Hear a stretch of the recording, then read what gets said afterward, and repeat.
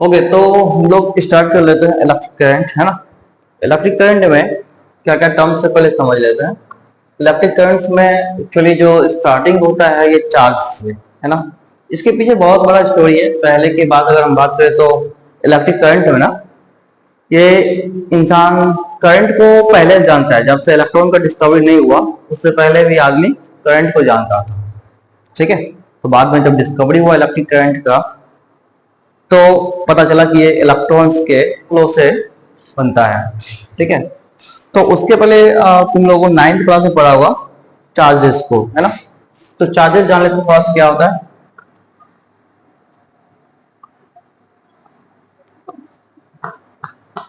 Charge जो होता है ना, ये एक्चुअली में किसी भी पार्टिकल्स का फंडामेंटल कैरेक्टरिस्टिक्स होता है। क्या होता है? किसी भी पार्टिकल्स का फंडामेंटल कैरेक्टरिस्टिक्स को चार्ज कहते हैं, है ना। चार्ज किसी बॉडी में आने से बॉडी में क्या होता है? अट्रैक्शन आ सकता है, रिपल्सन आ सकता है ना, किसी बॉडी में आने के बाद, ठीक है। तो हम कह सकते हैं चार्ज के बारे में, इसको डिफाइन करते हैं, it is the fundamental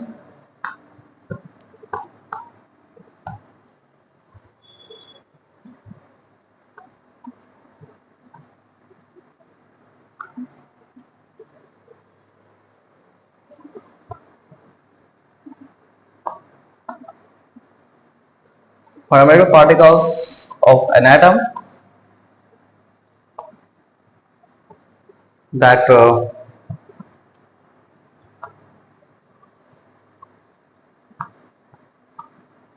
resist interaction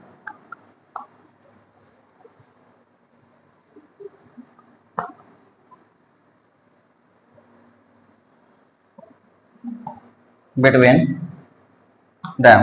तो ये पार्टिकल के बीच में अट्रैक्शन पैदा करता है। अट्रैक्शन का मतलब अट्रैक्शन रिपल्सन दोनों ला देता है ना। Attraction as well as repulsion. अब तुम्हें पता होगा चार्ज, अगर चार्ज दो टाइप का होता है। ये चार्ज का जो नेमिंग करने वाला साइंटिस्ट था बेंजामिन फ्रैंकलिन था। क्या था? बेंजामिन फ्रैंकलिन, जिसने चार्ज का दो नाम दिया था, positive and negative. What is positive charge, one is negative charge. Okay, तो कितने टाइप हो गए चार्ज का? दो टाइप, पॉजिटिव एंड नेगेटिव। किसने दिया था? Benjamin Franklin. इसके पीछे भी बहुत सारा लॉजिक है। ये ऐड सब्ट्रैक्ट करके इसके बारे में पॉजिटिव नेगेटिव लाया था, ठीक है। तो हमें उसके बारे में डिटेल में नहीं जानना, हमें ये जानना है चार्ज के बारे में, ठीक है, थोड़ा सा डिटेल में। तो फिर चार्ज का जो ऐसा यूनिट होता है, चार्ज को मेजर किस में करते हैं? कूलम्स में। तो हम लिख लेते हैं ऐसा unit of charge is coulomb.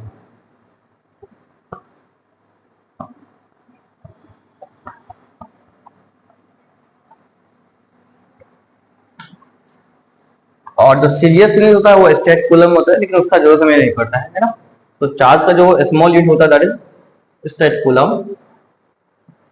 Okay, so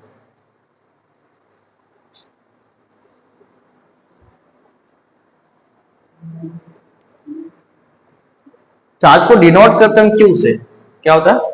denote करते हैं क्यू से। क्यू का मतलब क्वांटिटी ऑफ चार्ज होता है, क्यू से डिनोट किया जाता है, ठीक है। इट इज कौन?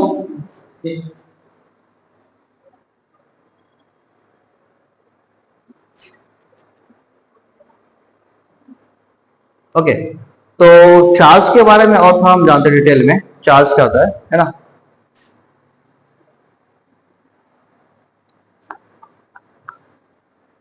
कुछ हम प्रॉपर्टी ऑफ चार्ज के बारे में देख सकते हैं। प्रॉपर्टीज ऑफ चार्ज क्या क्या होता है? Sorry, P R T I S.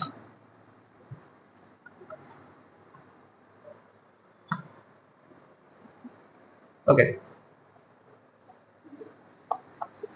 तो पहला पार्ट हम बात करें कि लाइक चार्जेस रिपेल करता है, अनलाइक चार्ज अट्रैक्ट करता है, ठीक है। क्यों? क्या?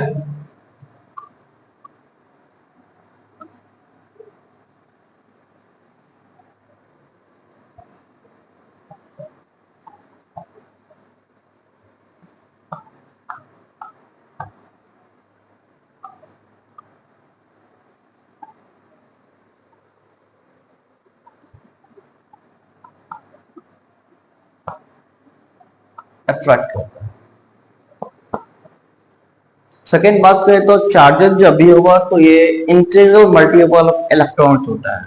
हम बात करें किसी भी बॉडी पे चार्जेस इलेक्ट्रॉन्स के मल्टीपल में जाएगा, और ये किसी भी बॉडी पे हम ये नहीं कह सकते हैं कि 3.5 इलेक्ट्रॉन 3.5 इलेक्ट्रॉन चार्ज किसी बॉडी पे एग्जिस्ट करेगा, ये कहना गलत हो जाएगा। क्यों? क्योंकि इलेक्ट्रॉन जो होता है किसी भी ऑब्जेक्ट का या एटम का सबसे छोटा पार्टिकल होता है।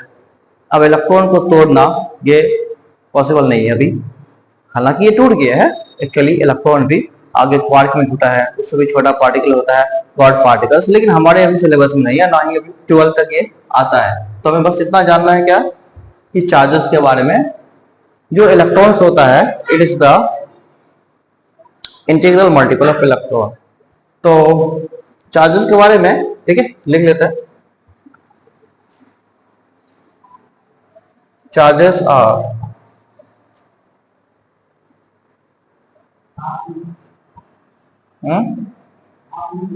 नहीं, हाफ नहीं होते। Charges are always integral multiple of electron.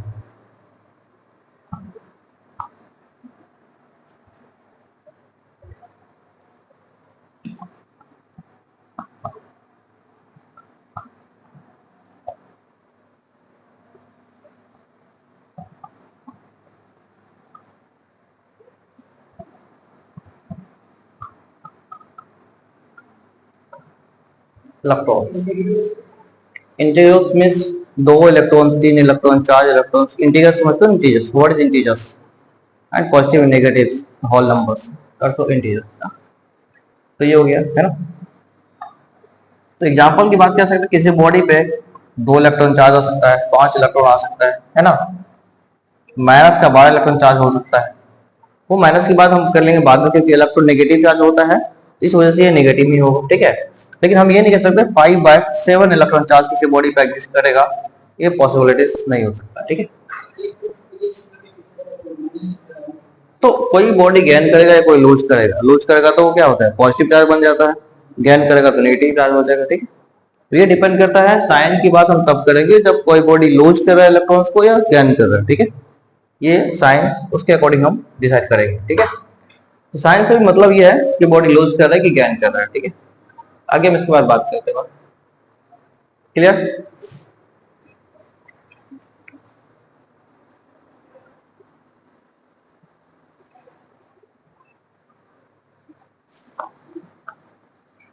Next अगर हम थर्ड प्रॉपर्टीज की बात करें तो चार्जेस जो होता है, ठीक है, ये हमेशा किसी भी सिस्टम का कंजर्व होता है, ठीक है। तो लिख लो इसके बारे में, charges of an isolated system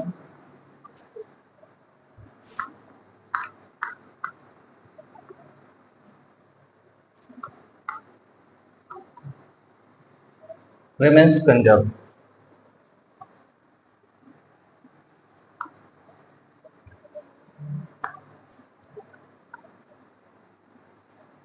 मतलब क्या होगा कि किसी भी सिस्टम की अगर बात करें चार्जेस हमेशा फिक्स होगा, है ना, ये चेंज नहीं होगा।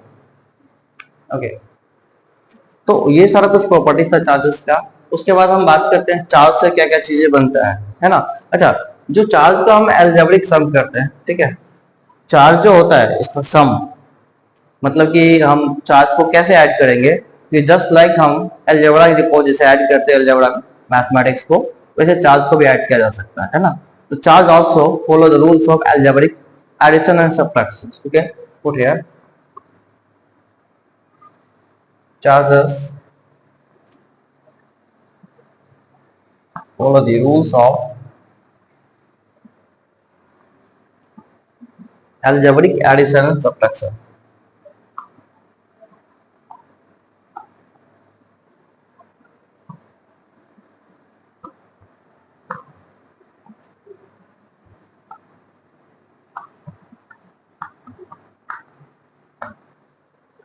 अगर नेक्स्ट बात करें हम चार्ज के बारे में, तो चार्ज एक स्केलर क्वांटिटी होता है। क्या होता है? It is scalar quantity and all of you are well aware that what is scalar quantity. आप लोग को स्केलर क्वांटिटी में पहले से पता होगा ना क्या होता है।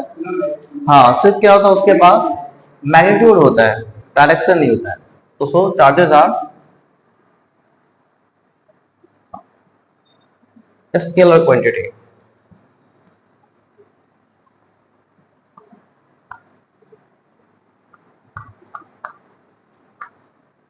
ठीक है।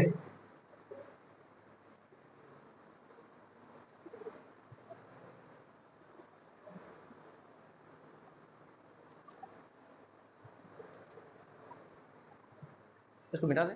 नेक्स्ट अगर हम बात कर ले तो चार्ज के बाद, ठीक है, ये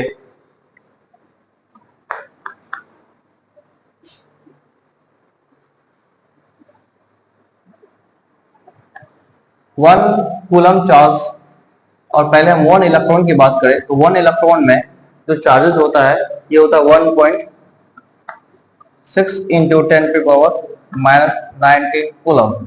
ये चार्ज होता है एक इलेक्ट्रॉन पे, और एक कूलम चार्ज में कितने इलेक्ट्रॉन होते हैं, तो 6.25 इंटू 10⁻18 इलेक्ट्रॉन।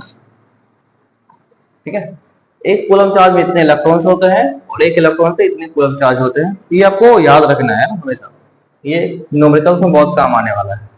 ठीक है, अगर हम टोटल क्वांटिटी ऑफ चार्ज निकाल लें तो एक फॉर्मूला याद रखना आपको। क्वांटिटी ऑफ चार्ज होता है number of electron into charge on electron, Q equal to N होता है। टोटल कितने इलेक्ट्रॉन्स है ना, और एक इलेक्ट्रॉन पे कितने चार्ज होते हैं, अगर इसको मल्टीप्लाई कर दो तो तुम्हें टोटल क्वांटिटी ऑफ चार्ज आ जाएगा। फॉर एन एग्जांपल अगर बात करें तो फाइंड द, क्वेश्चन ऐसा हम नोट कर सकते हैं, find the number of, find the charge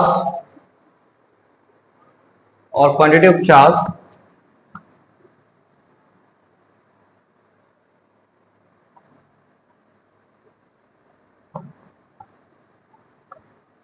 present in 200 electrons. तो 200 इलेक्ट्रॉन में कितने चार्ज होगा हमें लगाना होगा, ये फॉर्मूला आप डायरेक्ट निकाल सकते हैं। Q इक्वल टू N हो गया 200 इलेक्ट्रॉन है, और एक इलेक्ट्रॉन में कितने चार्ज होते हैं, ये की जगह रखा 1.6 इंटू 10⁻⁻⁹। ये मल्टीप्लाई करने के बाद आएगा, इसको हम लिख सकते हैं 2 इंटू 10⁻2 इंटू 1.6 इंटू 10⁻⁻⁹। और ये बात पता है कि मल्टीप्लाई में पावर ऐड हो जाता है ना, 10⁻2 है और 19 ऐड हो गया 17 हो जाएगा, तो ये हो जाएगा 3.2 इंटू 10⁻⁻�17 कूलम। ये पता चला कैसे हुआ, -19 प्लस 2 ये आ गया -17, और 1.6 इंटू 2 3.2 आ गया, तो इतना कूलम चार्ज आ गया इसके पास। क्या बात क्लियर है? ओके,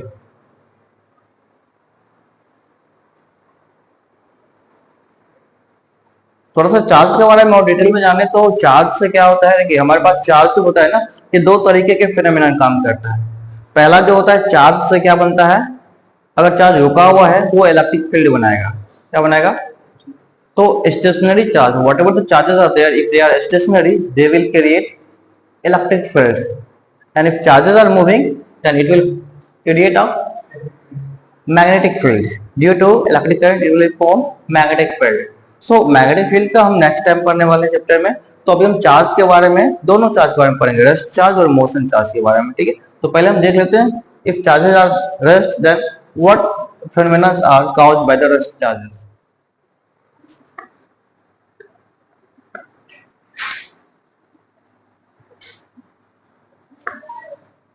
रेस्ट चार्जेस जो होता है ये रिस्पॉन्सिबल होता है इलेक्ट्रिक फील्ड क्रिएट करने के लिए। तो इलेक्ट्रिक फील्ड क्या, तो उसको देख लेते हैं।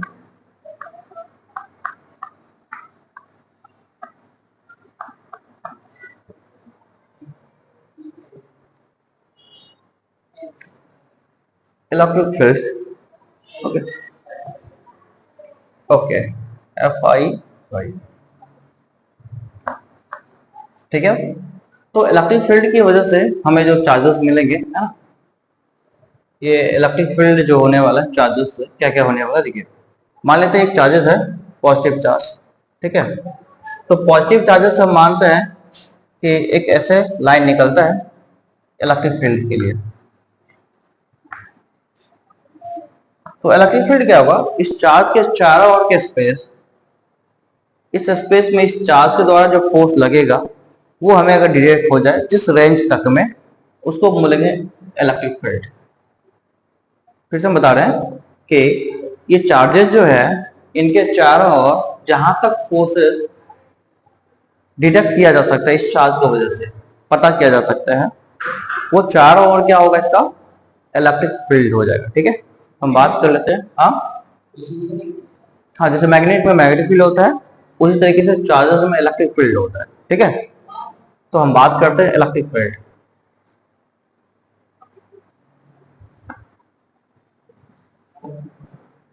The region around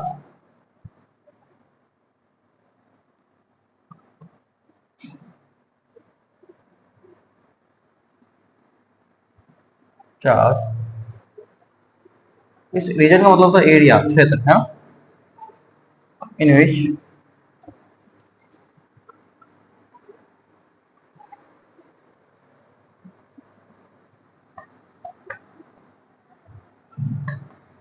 attraction or repulsion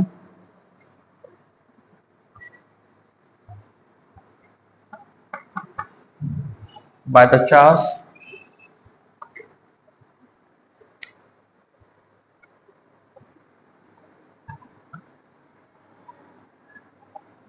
can be detected।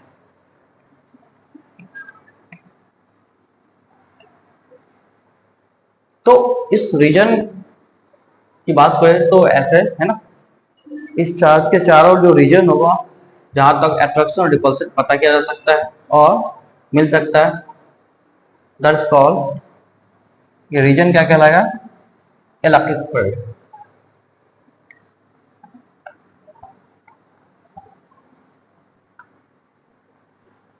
Okay, अच्छा, इलेक्ट्रिक फील्ड की बात करें तो ये इलेक्ट्रिक फील्ड जो होता है वेक्टर क्वांटिटी है। What is this, this is a vector quantity. इसको हम ई के ऊपर एक एरो डाल देंगे, ऐसे नोट करेंगे। इलेक्ट्रिक फील्ड वेक्टर को हम ऐसे नोट करते हैं, इसके ऊपर एक एरो डाल के रिप्रेजेंट करते हैं वेक्टर।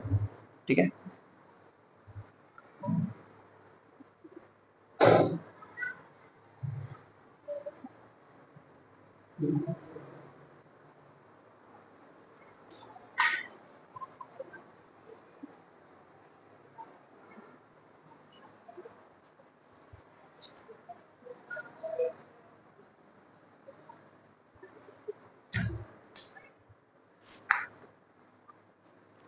अच्छा, जितना भी चार्जेस है, पॉजिटिव चार्जेस से इलेक्ट्रिक फील्ड लाइन निकलेगा, है ना, ये हम लोग ने पहले से डिफाइन कर रखा है। ये जो रीजन में रहेगा पॉजिटिव से निकलेगा इलेक्ट्रिक फील्ड लाइंस। ठीक है, और ये नेगेटिव में एंटर करता है, फिर क्या करेगा, ये नेगेटिव में एंटर करेगा।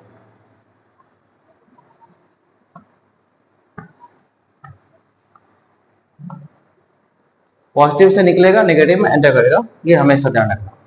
और हमेशा ये सरफेस के परपेंडिकुलर होता है, इलेक्ट्रिक फील्ड लाइन जब भी निकलता है सरफेस के परपेंडिकुलर हो। ठीक है, तो ये ध्यान रखना। तो इसके बारे में कुछ प्रॉपर्टीज है, हम लिख लेते हैं, properties of electric field line. ठीक है, तो put the heading of properties of electric field line.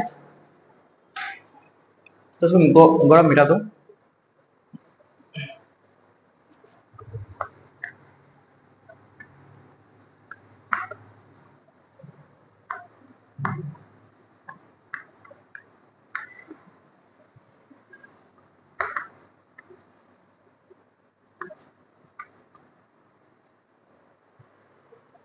Okay, तो पहला प्रॉपर्टी होता है इलेक्ट्रिक फील्ड लाइंस हमेशा जो रहेगा कभी भी इंटरसेक्ट नहीं करता एक दूसरे से। अगर हम बात करें यहाँ पे, ये पॉजिटिव है और ये नेगेटिव है चार्ज, तो यहाँ से निकलेगा और एक दूसरे में एंटर कर जाएगा, ये ऐसा डायरेक्शन रहेगा इसका।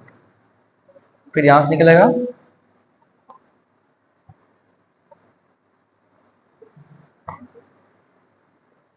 ये कभी भी आपस में इंटरसेक्ट नहीं करेगा, एक दूसरे को कट नहीं करेगा। तो क्या बात करते हैं, पहली बात इसमें कि electric fields line never intersect each other.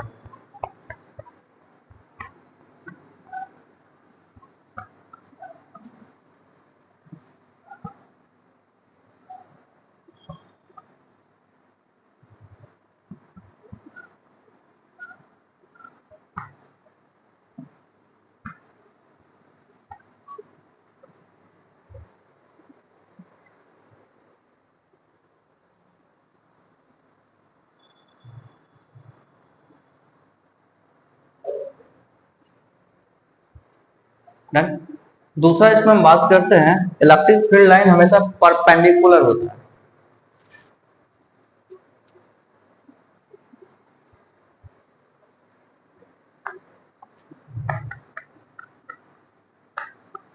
Electric field lines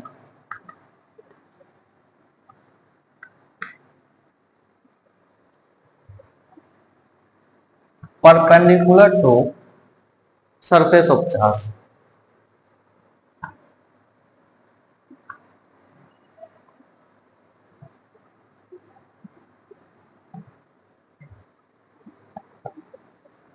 okay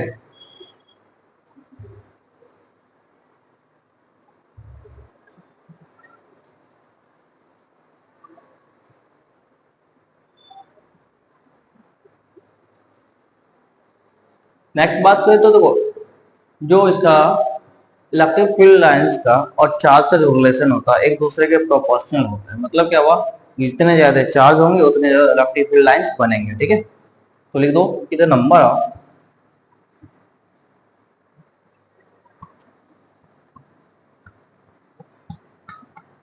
electric field lines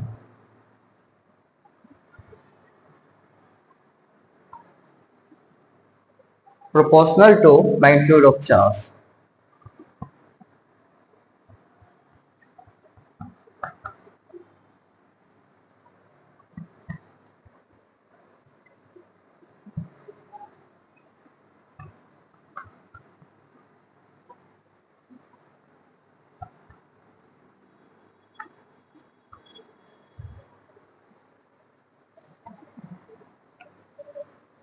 और नेक्स्ट फोर्थ पॉइंट क्या है,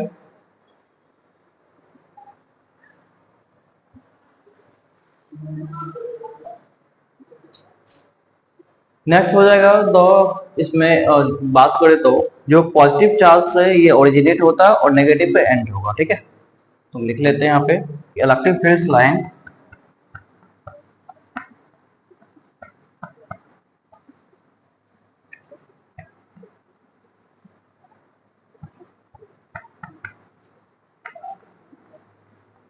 originate from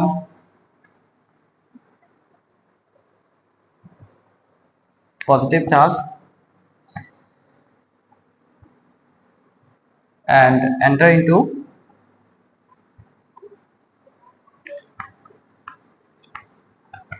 negative charge, और एंड्स भी कह सकते हैं यहाँ पे, है ना। ठीक है, एंटर और एंड्स इनटू नेगेटिव चार्ज, तो पॉजिटिव से निकल के नेगेटिव में एंटर करता है हमेशा, याद रखो। तो पॉजिटिव से निकलेगा नेगेटिव में एंटर करेगा, इससे पहले वाले डायग्राम में बताए थे, है ना, तुम देख सकते हो। ओके, यहाँ तक क्लियर है ये बात।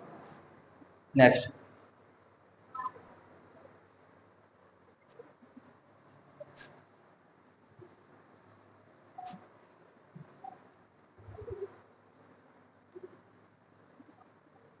थर्ड नंबर था, इससे पहले फोर्थ था, फिफ्थ। ओके, अब बात करते हैं इलेक्ट्रिक फील्ड लाइन जो होता है ये डिसकंटिन्यूअस क्लोज लूप होता है। इसके बाद अगर तुम मैग्नेटिक फील्ड लाइंस के बारे में पढ़ोगे तो वो कंटिन्यूअस क्लोज लूप होगा, बट ये जो होता है इलेक्ट्रिक फील्ड लाइन ये डिसकंटिन्यूअस क्लोज लूप होता है। तो लिख लेते हैं इसमें और बताते भी कैसे होता है, ये देख लो।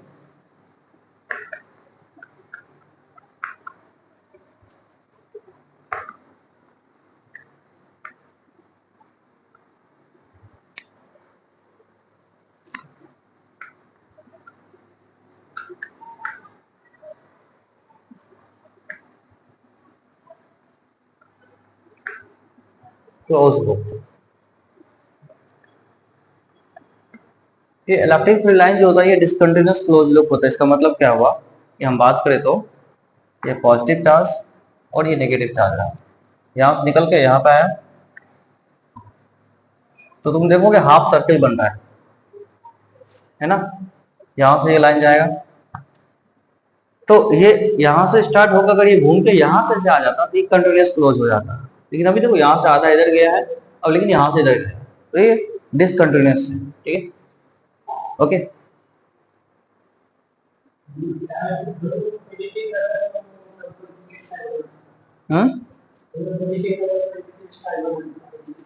हाँ, दोनों पॉजिटिव, तो पॉजिटिव पॉजिटिव रिपल करेगा, यहाँ से भी निकलेगा यहाँ से भी निकलेगा, तो रिपल्सन करने का रीजन क्या देखो बता रहे हैं। तो मान लो दोनों पॉजिटिव होता, ये पॉजिटिव और ये पॉजिटिव होता, तो यहाँ से इलेक्ट्रिक फील्ड निकलता, ये यहाँ से निकलता, इस दोनों को टकराने की वजह से दोनों दूर चला जाता चार्जेस, है ना।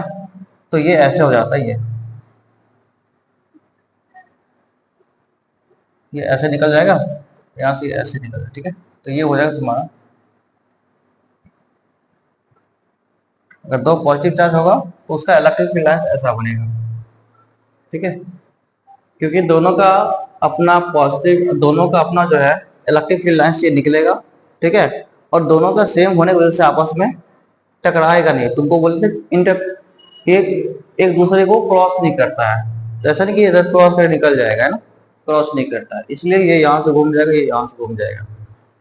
अब जो ज्यादा पावरफुल चार्ज होगा उनका फील्ड ज्यादा दूर तक बनेगा, जो वीक होगा उनका नजदीक तक बनेगा, ठीक है। इस वजह से ऐसा होता है। लूप का मतलब होता है सर्कुलर पार्ट, है, ये लूप हो गया सर्कुलर। कोई भी मतलब स्टार्ट हुआ जहां से वहां तक घूम के आ जाना, ये लूप होता है, ठीक है। क्लियर ये बात यहाँ तक? ओके। तो ये कुछ प्रॉपर्टीज था चार्ज का, इलेक्ट्रिक फील्ड लाइंस का। अच्छा, इलेक्ट्रिक फील्ड लाइंस का फॉर्मूला क्या होता है, इसको तुम अभी तो नहीं पढ़ोगे, इसको 12th में जरूरी पढ़ने को, फिर भी सीख लो फॉर्मूला। इलेक्ट्रिक फील्ड का जो फॉर्मूला होता है, इलेक्ट्रिक फील्ड का, this is force upon charge,